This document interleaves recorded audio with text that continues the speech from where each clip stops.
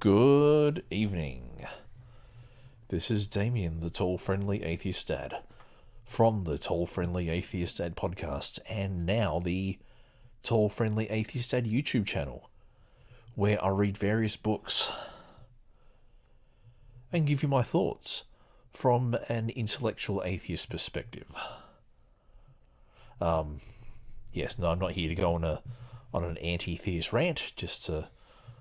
All I do is try to present a different perspective for someone who, I don't think I have an educated opinion on things, but yeah. Anyway, if this is your first time listening, I hope you enjoy. I hope this puts you to sleep, because I definitely find when I listen to things like this, I go to sleep, and my son sometimes goes to sleep. Hey. No, I've got my son next to me. He likes listening to Dad read. Anyway, so this is part 2 of my reading of The People of the Abyss by Jack London. Just to give you a brief overview of the book, Jack London is a journalist who goes into the slums of Eastern London, which at the time was basically full of poverty and crime and hardships. And yes, he goes in there to see what it's actually like, and he instantly comes up against barriers, discrimination. It's very interesting because this book was written in 1902 or something like that, and so we're only 120 years removed from when these happened, and it's just interesting to see how far along we as a society have come, but then in a way how far we haven't as well. So the title of the second chapter is called Johnny Upright. So I'm just going to get myself a little bit more comfortable. I'm going to give my son a big hug.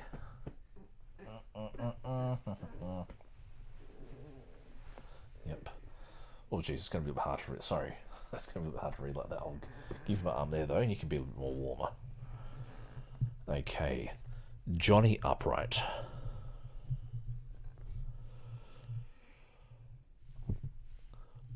Three, two, one. Try again.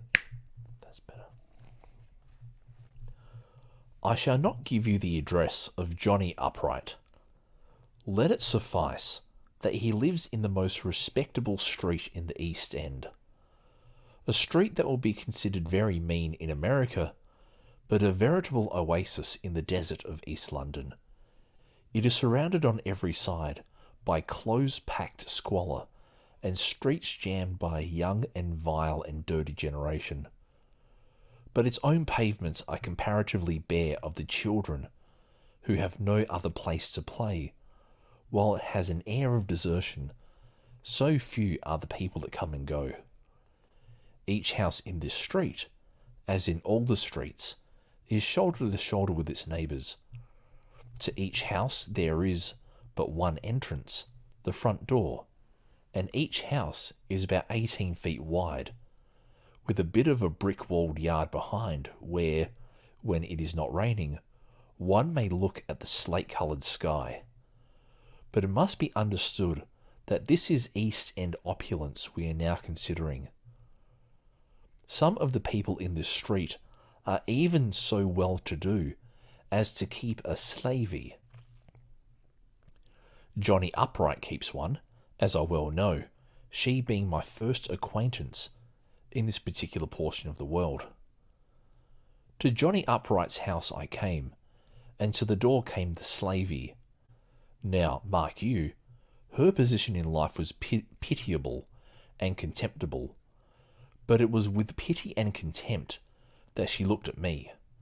She evinced a plain desire that our conversations should be short. It was Sunday, and Johnny Upright was not at home, and that was all there was to it. But I lingered, discussing whether or not it was all there was to it. Let me just turn the brightness down a little bit. All there was to it, till Mrs. Johnny Upright was attracted to the door, where she scolded the girl for not having closed it before turning her attention to me. No, Mr. Johnny Upright was not at home, and further, he saw nobody on Sunday. It is too bad, said I. Was I looking for work? No, quite the contrary. I had come to see Johnny Upright, on business which might be profitable to him. A change came once over the face of things at once. The gentleman in question was at church, but would be home in an hour or thereabouts, when no doubt he could be seen. Would I kindly step in? No, the lady did not ask me, though I fished for an invitation, by stating that I would go down to the corner and wait in a public house. And down to the corner I went, but it being church time, the pub was closed. A miserable drizzle was falling, and in lieu of better, I took a seat on a neighbourly doorstep and waited. And here to the doorstep came the slavey, very frowsy and very perplexed, to tell me that the missus would let me come back and wait in the kitchen. So many people come here looking for work, Mrs. Johnny Upright apologetically explained. So I hope you won't feel bad the way I spoke. Not at all, not at all, I replied in my grandest manner, for the nonce investing my rags with dignity. I quite understand, I assure you. I suppose people looking for work almost worry you to death? That they do, she answered, with an eloquent and expressive glance, and thereupon ushered me into, not the kitchen, but the dining room. A favour, I took it, in recompense for my grand manner. This dining room, on the same floor as the kitchen, was about 4 feet below the level of the ground, and so dark, it was midday, that I had to wait a space for my eyes to adjust themselves to the gloom.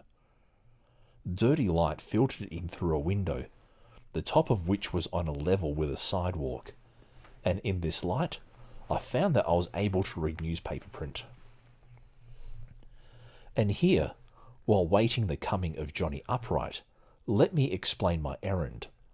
While living, eating, and sleeping with the people of the East End, it was my intention to have a port of refuge, not too far distant, into which I could run now and again to assure myself that good clothes and cleanliness still existed. Also, in such port I could receive my mail, work up my notes, and sally forth occasionally in changed garb to civilization. But this involved a dilemma. A lodging where my property would be safe implied a landlady apt to be suspicious of a gentleman leading a double life, while a landlady who would not bother her head over the double life of her lodgers would imply lodgings where property was unsafe. To avoid the dilemma was what had brought me to Johnny Upright, a detective of 30-odd years' continuous service in the East End, known far and wide by a name given him by a convicted felon in the dock. He was just the man to find me an honest landlady, and make her rest easy concerning the strange comings and goings of which I might be guilty. Actually, I'm going to pause there. This is actually quite interesting. Now in our day and age where, we have email and we can jump on a computer and find an Airbnb or a share house or something like that. This guy has to look for, a place where he can keep his stuff. But the problem is, and it says here, but this involved a dilemma. A property where his stuff would be safe implied someone who would then be suspicious of why this guy's leading a double life. Whereas a landlady who wouldn't bother her head, over the double life of lodgers would imply lodgings where property was unsafe. So it's it's a bit of catch-22 for him there. This is the thing. Travel wasn't as ubiquitous as it was now. It's very hard to. You could walk, but that's why you have the old horse and cart take you around, and it's not like you could go down to an internet cafe or to a post office or stuff like that. And it's just yeah. So this actually gives you a good indication of how things were. And this one other descriptor took me where he said when it's not raining, one may look at a slate-coloured sky, which kind of reinforces the fact that England is miserable. But I'm sure people in England would tell you that already.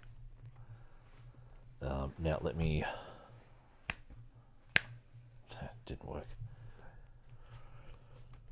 His 2 daughters beat him home from church, and pretty girls they were in their Sunday dresses. Withal, it was the certain weak and delicate prettiness which characterises the Cockney lasses, a prettiness which is no more than a promise with no grip on time, and doomed to fade quickly away like the colour from a sunset sky. They looked over me with frank curiosity, as though I was some sort of strange animal, and then ignored me utterly for the rest of my wait. Then Johnny Upright himself arrived, and I was summoned upstairs to confer with him. "Speak loud," he interrupted my opening words. "I've got a bad cold, and I can't hear well." Shades of Old Sleuth and Sherlock Holmes. I wondered as to where the assistant was located, whose duty it was to take down whatever information I might loudly vouchsafe.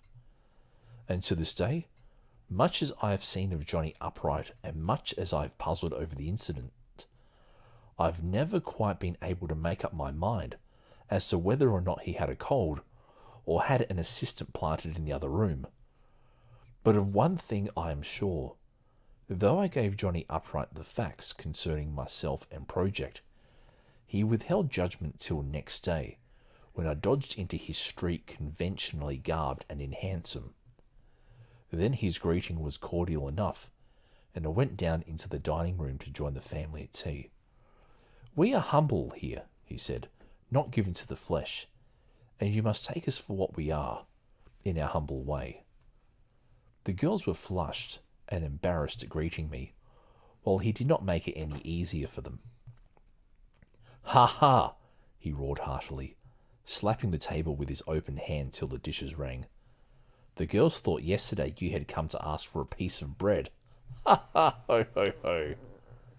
This they indignantly denied, with snapping eyes and guilty red cheeks, as though it were an essential of true refinement to be able to discern under his rags a man who had no need to go ragged. And then, while I ate bread and marmalade, proceeded to play at cross purposes, the daughters deeming it an insult to me that I should have been mistaken for a beggar, and the father considering it as the highest compliment to my cleverness to succeed in being so mistaken. All of which I enjoyed, and the bread, the marmalade, and the tea, till the time came for Johnny Upright to find me a lodging, which he did, not half a dozen doors away, in his own respectable and opulent street, in a house as like to his own as a pea to its mate.